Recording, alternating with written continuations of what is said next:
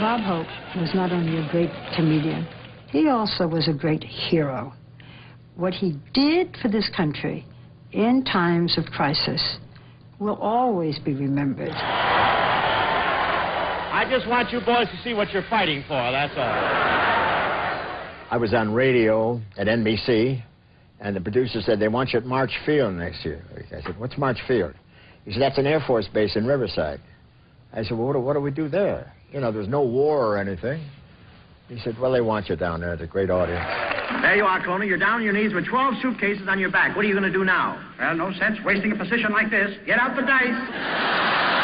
Well, the audience was so great. I said, wait a minute. How long has this been going on? And Christmas time, war started, then it became dramatic. We went 5 straight years all around the world just doing troop shows. One of the greatest things that ever happened to me. Well, here I am in London, but here we are on the USS Boxer. Here I am in Alaska. Colorado Springs. Guam. Tokyo. Here we are in Incirlik, Turkey. Incirlik, that's a Turkish word meaning don't knock it. It beats Vietnam. Uban, Takli, Karat, Achukuchi, Utapad, Van Rang Dang Dang, Chung Ching Chung Kang Air Base. I'm very thrilled to be here on, where are we? I was a little kid during the Second World War, and had these really vivid memories of sitting by the radio and listening to Hope. The soldiers and sailors that he was entertaining were a real part of the show. You heard these people who were starved for entertainment, starved for some feeling of normal life again. And you heard this tremendous outpouring of energy from them. Bob Hope, when he came to entertain the troops, it made us, and it probably made other troops feel the same way, made them forget for a little bit the killing and the dying that was taking place, even though it was for just a short time. What's the difference between you and an idiot? Well, for one thing, you don't have a mustache. Such a thrill for me, all these men whistling and screaming. Yeah, they've been in the jungle too long. Hey, a little girl, comb your hair, fix your makeup. Soon he will open the door. He was not interested in anything but pleasing those people. When you went out on the stage, the acceptance was beyond a great audience, you know, that was going to give you a standing ovation before you even opened your mouth. I don't know what I'm doing here, Bob. I can't sing and I can't dance. Oh, just stand there. They'll do the singing and dancing. Don't worry. He kept the morale up. That was what his job was, to keep that morale up for everybody. He brought a little bit of home 10,000 miles away, and especially at Christmas time. Big bang, I saw the whole gang dancing on my living room rug. Yeah, flip-flops, they were doing the bop. All the teens had the dancing bug. There was Lollipop with a Peggy Sue. Good golly, Miss Molly was even there too. You're a gusher? That's a geisha from Texas.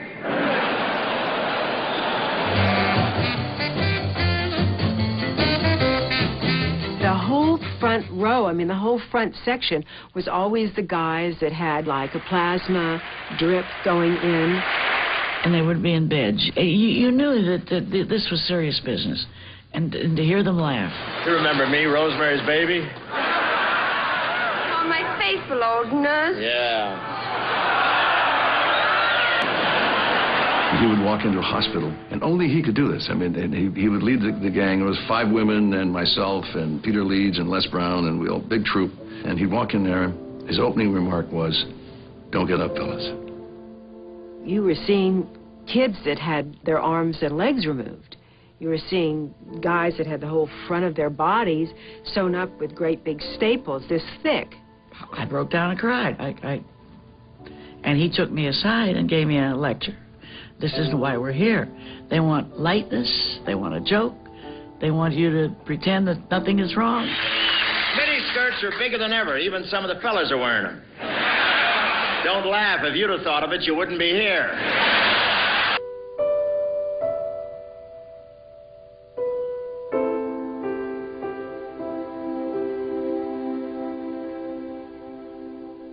I think one of the most emotional shows I ever played was when I played for the 1st Marine Division in Pavuvu down in the South Pacific, because we were playing an island called Bonica, and this fellow flew over and said, could you possibly do an extra show for the 1st Marine Division? They've never had a show, and they would really love to see, and they're going to invade Peleliu.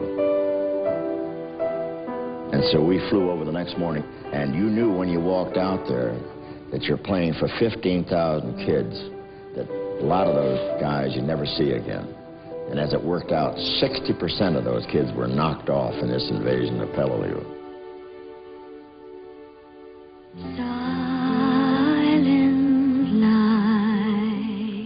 At the end of the show, we would traditionally sing Silent Night. It's a holiday season. You're away from home, a long way away from home. And they begin singing Silent Night, and the entire audience chimes in. And by the time you're singing the last refrain, most men, and we were men then, had tears rolling down their eyes. And all you could hear were people crying. There wasn't a dry eye in the place. It was beautiful, and it was happy, and it was very sad at the same time. There was this entire audience of mostly men just in tears, and of course, we were all in tears. And I will never forget that moment, every single show.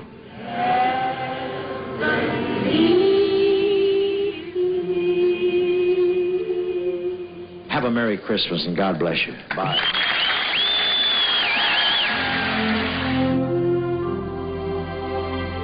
So joyous, and, you know, we laughed till we cried. But there were these guys going to go, maybe a number of them were going to go die. We're all laughing together. That's a real service. In a lot of ways, it was probably the last performance any of those guys saw. In that regard, that speaks volumes about the man. Bob Hope is one of a kind. He's a saint, and if he isn't, he should be.